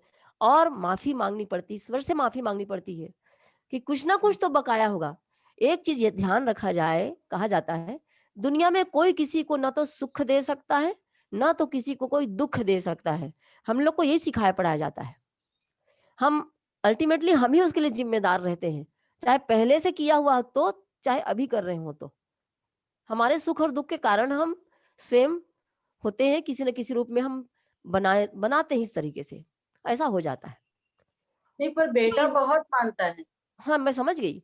तो वो हाँ मन ही मन में क्या करे, मन ही मन में अपना वो स्वयं सही दिल से उसको स्वीकार करके वो माफी मांगे, और अब उसको सहे। अब तो बुढ़ापा आ गया, क्या करेगी, लेकिन फिर भी अपने मन में अब उसके लिए कोई वो ना रखे, गठान वही। मत रखे, नहीं तो अगले जन्म में फिर वही हो जाएगा। उसके सिवा कोई चारा नहीं है सिवा माफी के। माफी प्रार्थना, भगवान से माफी मांगे। हाँ, बेटा बहुत अच्छे से रखता है, बहुत ध्यान रखता है, पर सास बहू के झगड़े में बेटे की परेशानी होती है। तो भगवान ने संतुलन बिठा दिया, देखिए हाँ बहू अगर विपरीत है तो कम से कम हाँ। बेटा तो अच्छा है। कई जगह तो ऐसा है कि बेटा तो बहू के अधीन रहता है, नहीं, बेटा तो बेटा सुनता बहुत ही अच्छा है। नहीं। कई जगह कम से कम भगवान ने इतनी व्यवस्था बना दी है तो संतोष करे, हाँ, इतने में संतोष करे भाई। वही। नेक्स्ट। धन्यवाद धन्यवाद। दीदी एक क्वेश्चन है, बच्चों को जी वृत्ति व्ययता कैसे सिखाए? बच्चे बहुत खर्च करते हैं। बच्चों को क्या, फिर से बोलेंगे दीदी प्लीज? बच्चे बहुत ज्यादा खर्चा करते, फिजूल खर्ची, तो उनको कैसे समझाया जाए, कैसे सिखाया जाए कि खर्च अपना लिमिट में होना चाहिए? हाँ, बच्चे बहुत खर्च करते हैं तो बच्चों के पास पैसा तो आता ही नहीं है। बच्चों को हमने पैसा दिया, हम तो उसको फ्लाइट की टिकट तक दे देते हैं, उनको फ्री तो हमने कर दिया है। कहीं भी कुछ भी खाना, घूमना, शॉपिंग करना, बिना सोचे विचारे हमने शुरुआत कर दी थी। उनकी सारी इच्छाओं को, बल्कि जिद को पूरा करना हमने पहले बहुत फ्री हैंड होकर के उनको पूरा किया। और पूरा करने के बाद में अब उसके बाद फिर अब हमको अफसोस हो रहा है, अब हम नहीं कर रहे हैं जब उनकी आवश्यकता बहुत ज्यादा बढ़ गई।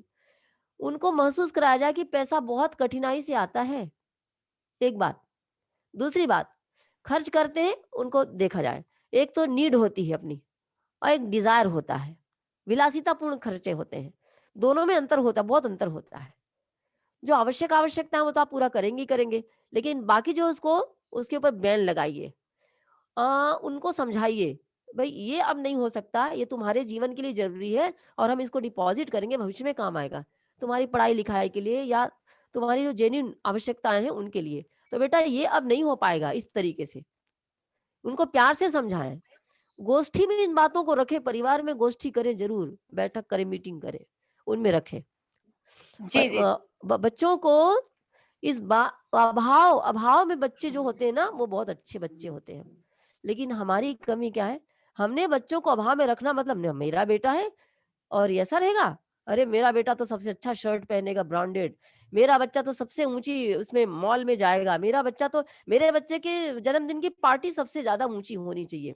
हमने उसको ये कहीं ना कहीं अनकॉन्शियसली ये बना दिया, अब स्थिति खराब हो गई, तो कंट्रोल भी हम ही उसको करें, अब भुगतना तो पड़ेगा थोड़ा बहुत, उनके सारे शौक पूरे हमने जो कर दिए पहले।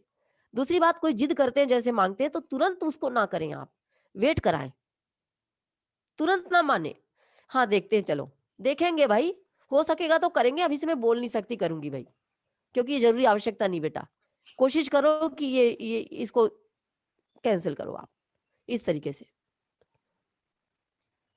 जी दीदी, एक लास्ट क्वेश्चन है और मेरे पास, बुजुर्ग लोग घर में रोक टोक करते हैं तो बच्चों को अच्छा नहीं लगता, बच्चे नाराज होते, बच्चे कुछ बोल दे तो बुजुर्ग नाराज हो जाते हैं, तो किनका पक्ष ले, कैसे मैनेज करें इसे? जैसे अभी आया था विवादों का निष्पक्ष निपटारा, सबसे पहली बात तो ये है सत्य का पक्ष लें, सही क्या है गलत क्या है, और दोनों पक्षों की बात को आप अलग से सुनिए, बच्चा क्या चाहता है, क्यों चाहता है, और वो जो चाहता है वो कितना सही है कितना गलत है। बुजुर्ग जो है वो रोक टोक कर रहे हैं, वो किस बात पर रोक टोक कर रहे हैं, क्यों कर रहे हैं, वो पारिवारिक मर्यादा या पारिवारिक जो कुछ भी हमारी जो स्थिति है उसके अनुसार ये सही है कि गलत है, एक बात।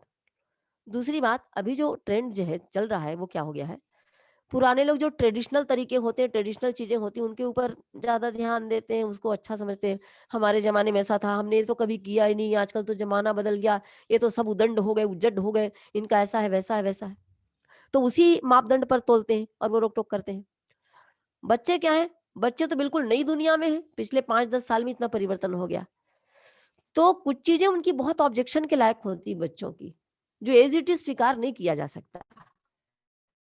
तो आप तो जो बीच वाले हैं आपको मध्यस्थता करनी पड़ेगी, और उसमें दोनों पक्षों की ओर से वो क्या सोचते हैं, क्यों सोचते हैं, न्यायपूर्ण बात क्या है, उसको दोनों ओर से सोच करके आपको ये डिसीजन लेना पड़ेगा।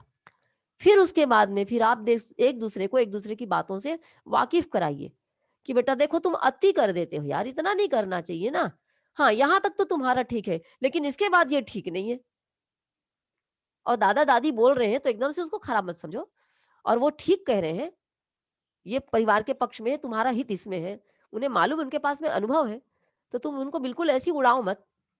और दादा दादी से बोलिए कि पापा जी अभी देखिए नया जमाना आ गया, बच्चे एकदम से नहीं सुन सकते, लेकिन बच्चों के सामने मत बोलिए, बच्चों के सामने दादा दादी को मत बोलिए, दादा दादी के सामने बच्चों को मत बोलिए, आप दोनों के स्नेह भाजन बनिए, दोनों को गाइडलाइन देने वाले बनिए आप, इस तरीके से कोई किसी को स्नेह प्यार देने से भी पीछे न रह जाए, बच्चों को बराबर उनका स्नेह मिलता रहे, और दादा दादी को, बुजुर्गों को उनका उनका प्यार, उनका क्या कहना चाहिए, उनका सम्मान उनको मिलता रहे बच्चों के द्वारा, एकदम से कट ना जाए इस तरह से, और मध्यम मार्ग अपनाना चाहिए।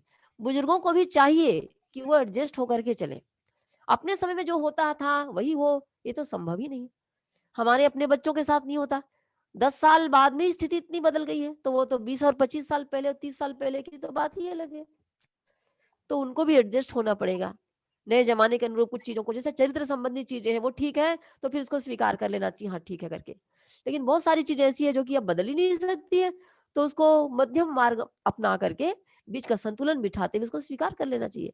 और बुजुर्गों को तो अपनी दुनिया अलग बनानी चाहिए, व्यस्त रहना चाहिए, व्यस्त रहे, मस्त रहे। इनके पचड़े में पड़ेंगे तो बुढ़ापा खराब हो जाएगा। हमारा समय जी अंतिम आ दीदी। रहा है, हमको इनके पचड़े में पड़ना नहीं है।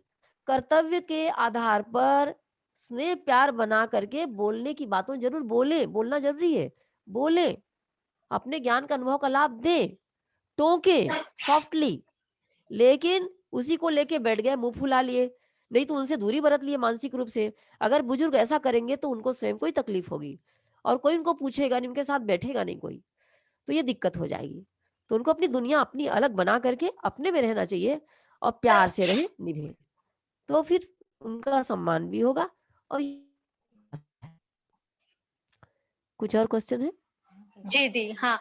मुझे घर में रहने का मन नहीं करता, इतना दुखी हो जाता है क्योंकि सभी की आदतें व्यवहार देखकर आत्महत्या करने का मन करता है।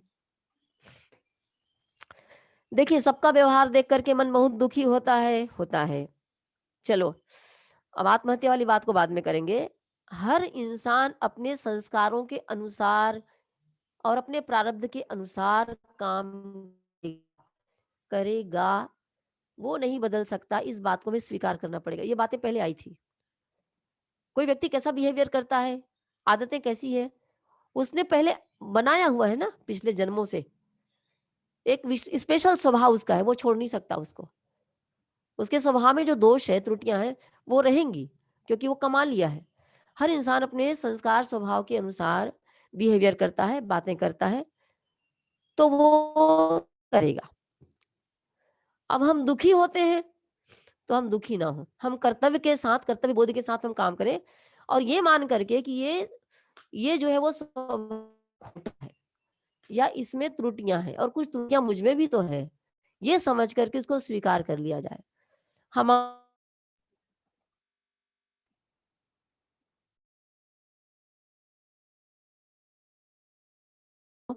वो बोले दीदी आपकी आवाज नहीं आ इससे रही है। आगे। हेलो, हेलो, हाँ दी, अब आई आवाज। ये नेट की समस्या है कुछ थोड़ी सी दीदी। जी जी, हम सुन नहीं पाए दीदी, वो आवाज नहीं आ रही थी।